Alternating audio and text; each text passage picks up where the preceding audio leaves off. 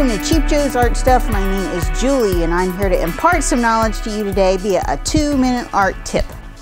And today I'm here to talk to you a little bit about some terminology, and particularly the term surface sized. Some people get confused about what that term actually means. Okay, during the manufacture of artist papers, they have the cotton or the pulp mixed with water and coloring agents and stuff like this.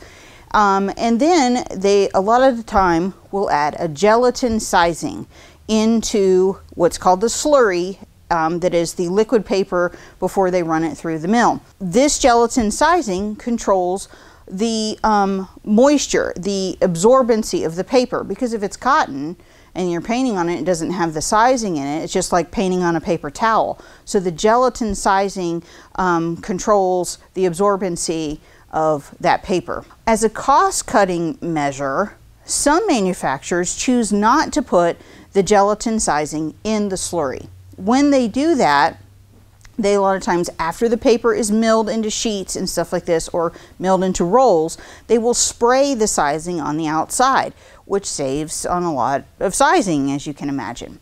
Because when the gelatin is in the slurry, all of the little particles that, you know, all the fiber that makes up that paper, every single one is coated. Versus when it's sprayed on the surface, you just have a thin coating of the sizing on the top. That means great things for you in terms of saving money on your sheet paper. However, when you are saving money that way, you need to also consider the characteristics that surface-sized papers have, and that is that when the gelatin and sizing is sprayed just on the surface, you can sometimes erase through the sizing, and then you get down to the core of the paper, which causes discoloration when you're painting on it and stuff.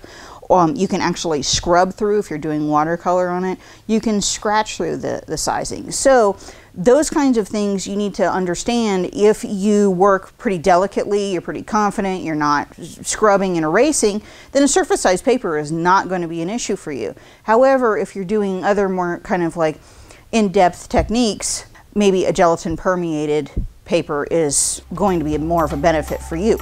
So just understanding the difference between a surface size and a gelatin permeated sheet is an important one to know. And we're here to help, so enjoy.